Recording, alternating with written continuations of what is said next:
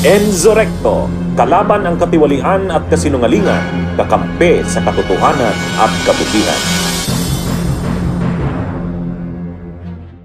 Nakakakilabot sa hiya ang pinaggagawa nila Harry Roque at ibang DDS sa ibang bansa.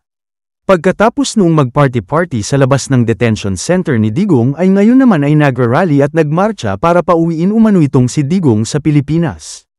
Pinapangunahan pa talaga ni Roque na isang tumatakas sa batas dito sa ating bayan. Nakakahiya na tinutuligsa niya pa ang the Netherlands maging ang ICC dahil kinidnap umano si Digong.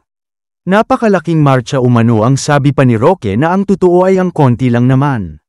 Panuorin natin mga kabunyog mga kababayan ang nakakahiyang pagtitipon at pahayag nitong si Roque at ng mga DDS sa ibang bansa. Ang biktima ng kidnapping! Send him home! Send him home! Send him home! Dapat isigaw natin sino ang pinakamagaling na presidente ng Pilipinas!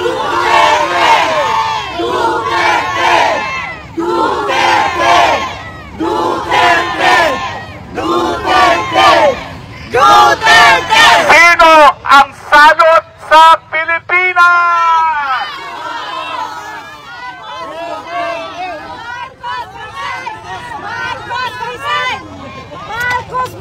Sino ang karapat-dapat na maging presidente ng Pilipinas? Mamaya. Bibi Sara! Bibi Sara! Ano ang ating hiling para kay Tatay Digong? And the European Union, the world looks up to you as champions of human rights. And yet, it is very clear that the ICC acquired jurisdiction over President Duterte through kidnapping. Why is the Netherlands, the jailer of Duterte, quiet about the violation of a fundamental human right of the former President of the Republic of the Philippines? Yes! And because he was abducted, this is the cry of the Filipino people. Send him home! Send him home! Send him home! Send him home! Send him home! Now, what is our message to the world? The world Paano wants yung tumatawag to know si Sir that Ben? we have one president who will be the best ever president in history, and that is who? Duterte! Duterte! Duterte! Duterte!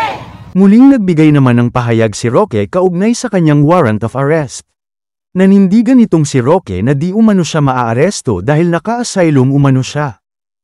Ika-66 day na ata mula nung kiniyot na ulit Tatay Digong at ngayon po nagkakaroon ng napakalaking marcha ang mga supporters si Tatay Digong at kanina lang po kasapi kami sa marcha. Tumigil po kami sa ICC, nagbigay kami ng petisyon na nagsasabi na dapat palayain ang Tatay Digong dahil siya po'y kinidnap at hindi dapat na magtuloy ang jurisdiction ng hukuman dahil ang kidnapping po ay illegal. Well, nagkaroon po ng anunsyo na padadaanin daw nila sa Interpol yung aking warrant of arrest. Well, unang-una, wala pa po ako nakikitang kahit anong warrant of arrest. Sa totoo lang, no? Nababasa ko lang yan sa periodiko. Pero ang proseso po kasi dyan, titignan ng judge kung mayroong probable cause, no? At ako naman po'y naniniwala dahil doon sa resolution mismo ng mga piskal, ang kanilang basehan lang. Kaya ako dinimanda na isang non-bailable human trafficking ay dahil daw ako ay nag-text at tumawag, nag-inquire kung anong status ng application ng Lucky South 99 para magkaroon ng lisensya at nagtanong ako kung meron pang mga kulang na dokumento, no? Yan ba ho'y krimen? Hindi po. Kaya ako'y buong tiwala na ang Westman ay titingin doon sa probable cause, no? At obligasyon naman po nila yan na bago nila pirmahan ang warrant of arrest, dapat satisfied sila na merong probable cause talaga. Pero ganun pa man, maski meron pong warrant of arrest, ang Interpol po, unang-una, mahilig nilang talagang ituro ang kamay sa Interpol. nalaman naman po natin na sa kaso ni Tatay Digong, hindi talaga dumaan yan sa Interpol, no? At talagang kinidnap lang ng mga otoridad sa Pilipinas si Tatay Digong at dinala sa The Hague. Pero gayon pa man, bakit po hindi ako natatakot? Kasi ang Interpol po, International Police Organization. Hihingi sila ng tulong na arestuhin. Now, saan pumapasok ang Interpol? Nagbibigay po yan ng notice sa mga bansa na kasapi ng Interpol, kasama po ang Netherlands. So, ang gagawin po ng Interpol, hindi po Interpol na huhuli. Ang huhuli po ay Dutch Police. Now, bakit naman hindi gagawin ng Dutch Police yan? Dahil alam po nila na meron akong asylum. At kapag meron akong asylum, ibig sabihin yan, may karapatan ako na non-refuma, na hindi mapabalik dun sa bansa kung saan ako nanggaling, in my case, Philippines. Dahil ako nga po ay ginigipit at biktima ng unjust prosecution. So it's not as if meron pong pulis na nakadamit na Interpol na pupunta sa bahay ko, no? Ang mangyayari po dyan, padadaanin nila sa Dutch Police at ang Dutch Police naman, sasabihin ng immigration, may asylum yan. Hindi yan po pwedeng mahuli at hindi yan po pwedeng mapabalik sa Pilipinas. So, ang problema po sa kanila, puro fake news sila. Pati nga, alam nyo, hindi ko na alam kung anong paniniwalaan. Itong warrant of arrest nito, wala naman ako nakikita pang warrant of arrest. Kung may warrant of arrest ako, ba't hindi nila ipakita? Nagsimula pa raw sila ng search, mga tracker teams. Hello, ayan no, yan ang kulungan ni Tatay Digong. Narito si Harry Roque, nag-aksaya ko ng pera para magkaroon pa kayo ng tracker team. Ano yan?